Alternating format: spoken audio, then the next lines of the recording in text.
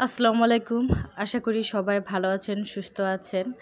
এই যে ছাদে এসেছি, এসেই আলিফ লজ্জাবতী গাছের সাথে ব্যস্ত হয়ে পড়েছে। তো আজকে কিছু মূলা হারভেস্ট করব, সেটাই আপনাদের সাথে শেয়ার করব।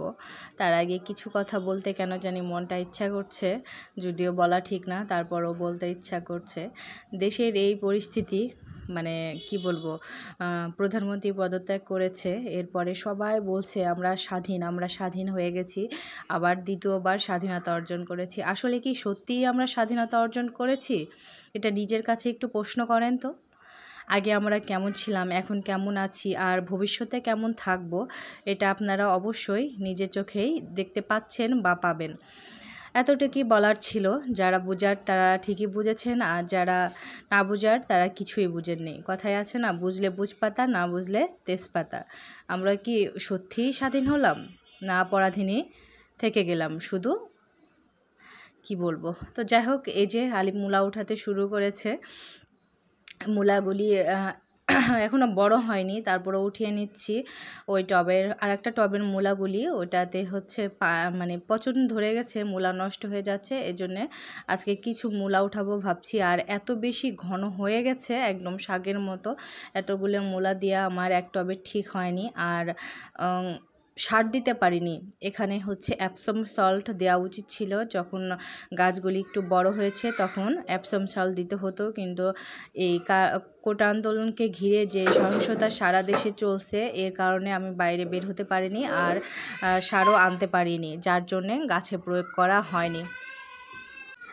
সার না দেওয়ার কারণে কিন্তু তুলনামূলক অনেক কম বড় হয়েছে, ছোট ছোট হয়ে আছে। আরও কিছুদিন থাকতো। এই যে আলিফ এটা ভেঙে ফেলেছে, এটার হচ্ছে ভিতরে বেশ খানিকটা রয়ে গেছে, এটাই সবচাইতে বড় মূলা হয়েছে।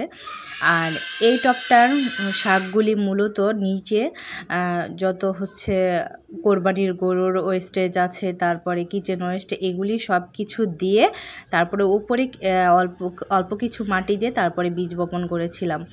এর জন্যে এই টবের মূলার গাছগুলি একটু কম বেড়েছে।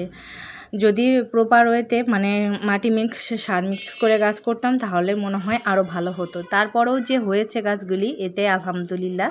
একবার শাক খেলাম, এবার মূলা খাবো। যদিও আমার একটু মূলাগুলি পছন্দ হয় না, একটু ছোট ছোট হয়েছে সাইজে, কিন্তু আলিফের বাবা অনেক পছন্দ করেছে, অনেক মজা করে মূলাগুলি খেয়েছে, তার অনেক পছন্দ হয়েছে। একদম দেশি মূলা, কোনো কি বলবো, কোনো সার দেই নাই আমি, যেহেতু রাসায়নিক সার দেই গাছে, কিন্তু এগুলিতে কোনো ধরনের রাসায়নিক সার নেই। আর এই যে দেখেন, এখানকার একটা মূলা নষ্ট হয়ে গেছে, আর একটা গাছ ভ্যানিশই হয়ে গেছে, হয়তো বা কেঁচোটে পুরোটা খেয়ে নিয়েছে। এই মূলাটা একটু বড় হয়েছিল, আর কিছুদিন থাকলে আর একটু মোটাসোটা হতো, যেহেতু এখন মূলা উঠাচ্ছি, নষ্ট হয়ে যাচ্ছে, এর জন্যে বড় বড়গুলি বেছে বেছে উঠানো হচ্ছে।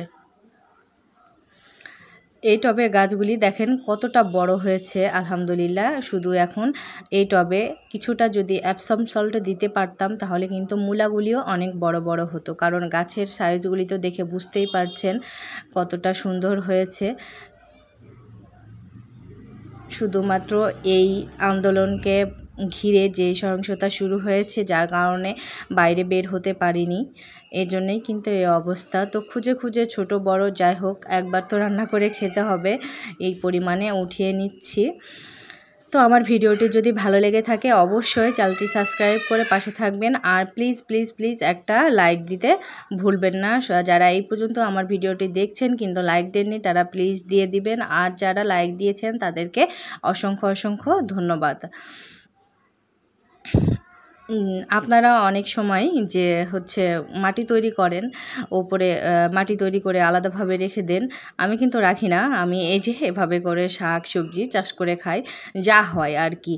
মাটি তৈরি হতে হতে এই যে এই মূলাগুলি কিন্তু আর কয়েকদিন পরে সবগুলি উঠে নিয়ে ভালো করে ওপর নিচ উল্টায় পাল্টায় মাটিগুলি মিক্স করে তারপরে আবার কোনো একটা সবজি বুনবো। তখন কিন্তু মাটিগুলি পুরোটাই হচ্ছে সারে পরিপূর্ণ থাকবে, তখন কিন্তু অনেক ভালো হবে। আর আম গাছ গাছ দেখা যাচ্ছে না, আমি এখানে আমের যত আটি বোড়া যেটাই বলে না কেন সব কিছু যত ময়লা সব ফেলেছি, যার কারণে অবস্থা। আর এই যে ডোগাগুলি এখন কেটে নেব, আর গোড়া থেকে কাটবো না, একটু উপরে রেখে দিয়েছি। এগুলি কিন্তু আমার হাজব্যান্ডের অনেক পছন্দ, যেহেতু মূলাগুলি এখনও পরিপক্ক হয়নি, মানে হারভেস্ট করার সময় হয়নি, তার আগেই করে নিচ্ছি, এজন্যে অনেক সফট ছিল। আর ছাদের টবের গাছের কোনো সার ছাড়া যেহেতু একদম গলে গেছে, বাজারের কেনাগুলো রান্না করলে কসকস শব্দ হয়, মানে শক্ত শক্ত হয়ে থাকে, তারপরেও আমার হাজব্যান্ড খায়, ওনার অনেক পছন্দ এটা, আমি কখনোই ফেলে দেই না। বাজারে মূলা কিনলে সবসময় এরকম হচ্ছে ডগা সহকারেই কিনি, যেন হচ্ছে রান্না করতে পারি। তো আলিফ হচ্ছে জিদ করছে, ও কাটবে, ওকে দিতে ভয় করছে, এটা অনেক ধারালো কেচি, হাড্ডি কাটা যায় এই কেচি দিয়ে, অনেক হচ্ছে শক্ত জিনিসপত্র কাটা যায়, ওকে দিতে ভয় করছে, তারপরও ও নিয়ে নিল, জিদ করে দিয়ে দিয়েছি। তো আর এইদিকে আমি কিছু আবারও দেখছি যে মূলা আছে কি না। আর ড্রাগন গাছের কথা কি বলবো আপনাদের, ড্রাগন গাছে তো আমার এত ফুল এসেছে কল্পনার বাইরে। আমি গড়েছি 27টা ফুল আছে, আর নতুন করে আরও বের হচ্ছে, জানি না আর কত হবে। আসলে কি এতগুলি আমার কাছে ফুল টিকবে? মনে তো হয় না যে একসাথে এতগুলো হবে। সব আপু ভাইয়ারা অনেকেই বলে একসাথে এত ফুল কখনোই টিকে না। আমার কথা হলো, যদি নাই হবে তাহলে কেন আসছো তোমরা? এত মায়া দিচ্ছ কেন? মায়ায় জড়িয়ে দিয়েছো একেবারে, কেন এসেছো? মানে কি বলবো। আর এই যে এদিকে পুঁই শাকগুলিও কত সুন্দর রেডি হচ্ছে, আর ওইদিকে তো রেডি হয়ে গেছে। এই যে আমার মূলোগুলি ধোয়া শেষ, কমপ্লিট হয়ে গেছে ধোয়া। তো এ হচ্ছে আমার ছাদ বাগানের মূলা, অনেক মজার স্বাদের মূলা। তো আসসালামু আলাইকুম, আজকে এই পর্যন্ত।